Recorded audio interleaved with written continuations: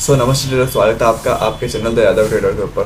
तो आज के दिन आपको मार्केट की वीकली अपडेट मिलने वाली है, जिसमें आपको ये पूरा क्लियर हो जाएगा कि अब मार्केट ने इस हफ्ते में पूरा कैसा रहा, किस तरीके का मूवमेंट दिखाया और कौन से सेक्टर में अच्छा मूवमेंट आया, कौन से सेक्टर में ज़्यादा तेज मूवमेंट आया।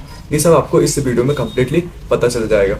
और सबसे इम्पोर्टेंट बात, आपको ये भी पता चल जाएगा कि इस वॉर का सबसे इम्पोर्टेंट आदमी कौन है, इम्पोर्टेंट पर्सन कौन है जो इस पूरे वॉर को कंट्रोल कर रहा है। ये आपको पूरा पता इस वीडियो में चल जाएगा। इसके लिए आपको ये पूरी वीडियो देखनी पड़ेगी। और इस वीडियो में सबसे पहले अपन बात कर लेते हैं निफ्टी की।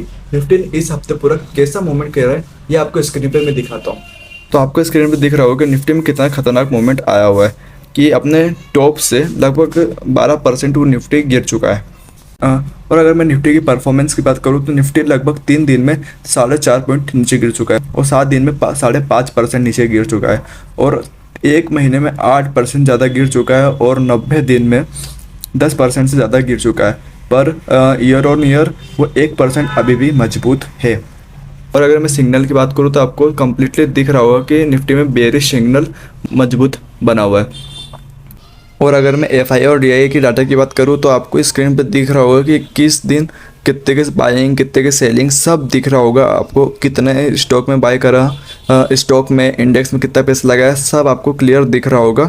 यहाँ पर प्रॉपर डेट वाइज सब दिख रहा है। आपको आप देख सकते हैं, जो आपको डाटा देखना है आप वीडियो को पॉज करके आप देख सकते हैं कि कितनी बाइंग कितनी सेलिंग करी है एफआईएल ने। तो आपने निफ्टी का मूवमेंट देखा और एफआईएल डीआई का डाटा देखा किस तरह के एफआईएल डीआई बाइंग कर रहे हो, सेलिंग कर रहे हैं, और निफ्टी के मूवमेंट के बारे में आपने देखा। अगर अभी तक आपको कुछ समझ नहीं आया और देखने में कुछ मिस्टेक हो गई हो तो आप वीडियो को रिवर्स करके पॉज करके वापस देख सकते हैं। और अब सबसे इंपॉर्टेंट बात, कौन से सेक्टर में ज़्यादा इफेक्ट पड़ा है, कौन से सेक्टर में सेलिंग आई है, कौन से सेक्टर में बाइंग हुई है, ये सब मैं आपको दिखाता हूँ कि कौन से सेक्टर के कौन से स्टॉक में ज़्यादा अच्छा मूवमेंट किया है, किस में ज़्यादा सेलिंग प्रेशर बना है। ये सब A to Z आपको देखने को मिलेगा अभी। तो चलते हैं वापस अपने स्क्रीन पर। तो आपको क्लियरली दिख रहा होगा कि ऑटो सेक्टर है, जो ऑटो सेक्टर में सबसे ज़्यादा सेलिंग प्रेशर दिख रहा है, जो लगभग 10% गिर चुका है इस वॉर की सिचुएशन में एक हफ्ते के अंदर। फिर पीओएससी, प्राइवेट बैंक और निफ्टी है, बैंक निफ्टी है जो लगभग 10-8-9% के आसपास गिर चुके हैं। और स्ट्रॉन्ग की बात करें तो स्ट्रॉन्ग में आपको एनर्जी सेक्टर दिख रहा होगा जो 1% मजबूत है। कोई खास इतनी अच्छी बात है नहीं बट मजबूत है, ये बात इंपॉर्टेंट है। और फार्मा सेक्टर भी थोड़ा पॉजिटिव है। और अगर मैं ऑटो सेक्टर के स्टॉक की बात करूँ तो मेरे को टीवीएस मोटर सबसे कमज़ोर दिख रहा है और मारुति। इन दोनों सेक्टर में कम से कम 12% का फॉल देखने को मिल गया है। उसके बाद आपको टाटा मोटर्स, महिंद्रा, यूनो इंडियंस, ये सब आपको देखने को मिल सकते हैं, जिनमें लगभग 10-9-8% के फॉल आ चुके हैं।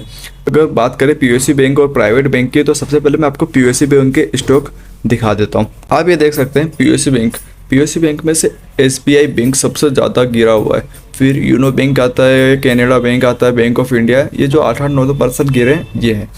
और अब मैं दिखाता हूँ आपको बैंक निफ्टी के स्टॉक्स। अब आप सिंपली देख सकते हैं मैंने बैंक निफ्टी के स्टॉक खोल दिए हैं और आपको सबसे ज़्यादा गिरा हुआ कौन सा दिख रहा है, एसबीआई बैंक गिरा है। फिर IDFC bank, Kotak Mahindra, union bank, ये सब स्टॉक अच्छे खासे गिरे।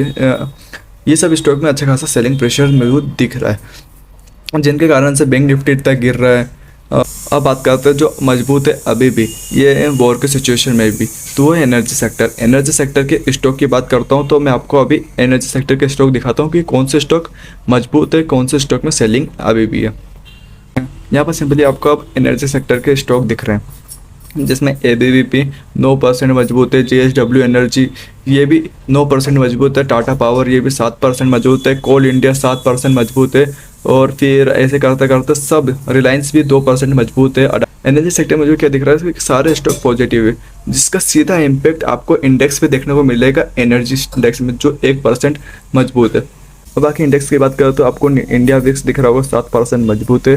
निफ्टी 500 दिख रहा होगा जो अच्छा खासा 2% गिरा हुआ है। मिड कैप 100 की बात करें तो 3% गिरा हुआ है। निफ्टी 50 5% एक हफ्ते में गिरा हुआ है। निफ्टी फाइनेंस सर्विस 6% गिरा हुआ है। बैंक निफ्टी 8% गिर चुका है। ये तो हो गया हफ्ते भर का डाटा कि एक हफ्ते में सेक्टर्स ने कैसा परफॉर्म किया, किस तरह का मूवमेंट इनमें रहा, ये सब आपको देखने को मिल गया। इससे आपको क्लियर हो चुका है कि कौन सा सेक्टर में अच्छे खासी सेलिंग प्रेशर दिख रही है। तो आप इससे क्लियर कर हो सकते हैं कि आपको किस सेक्टर में पैसा अभी तो नहीं लगाना है।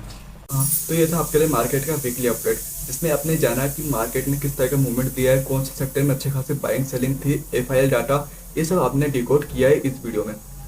उम्मीद करता हूँ कि आपको सारी इन्फॉर्मेशन मिल चुकी होगी कि किस तरह के सेक्टर में किस तरह का इन्वेस्टमेंट करनी चाहिए। अभी किस सेक्टर में इन्वेस्ट करने के लिए भी आपको एक राइट वेव मिल चुका होगा कि कहाँ मेरे को इन्वेस्ट करना है, कहाँ इन्वेस्ट नहीं करना है। पहले आपको इस वीडियो में जितने भी स्टॉक इंडेक्स दिखाए गए ये आपके रिकमेंडेशन के लिए नहीं है या फिर कोई टिप नहीं है आपके लिए कि ये आप इन्वेस्ट कर सकते हैं। आप अपनी सोच क्षमता के अनुसार अपने पैसा इन्वेस्ट करिए। और मैं आपको एक टिप दे सकता हूँ कि आज से अगर आपने इन्वेस्टमेंट करना स्टार्ट करी तो आपको अच्छे खासे रिटर्न देखने को मिलेंगे इन फ्यूचर में, क्योंकि अभी जो मार्केट की सिचुएशन है ये राइट टाइम है मार्केट में पैसा लगाने की, और हम जैसे रिटेल इन्वेस्टर के लिए एक मौका है अपने पैसे को ग्रो करने का। तो मैं आपसे चाहता हूँ कि आज ही अपने इन्वेस्टमेंट जर्नी स्टार्ट करिए। तो ये सब एक्टिविटी करने के लिए आपको चाहिए एक डीमेट अकाउंट। डीमेट अकाउंट के लिंक मैं डिस्क्रिप्शन में डालता हूँ, वहाँ से जाकर आप डाउनलोड कर सकते हैं। इसे डाउनलोड करने का फायदा ये है कि आपको ऑप्शन ट्रेडिंग सिर्फ 5 रुपये में हो जाएगा। फिर आपको मैं एक बार और बता देता हूँ, इस वीडियो में जितने भी स्टॉक दिखाए गए ये आपके लिए कोई टिप नहीं है, आप इनको देख के अपनी इन्वेस्टमेंट जर्नी स्टार्ट ना करें।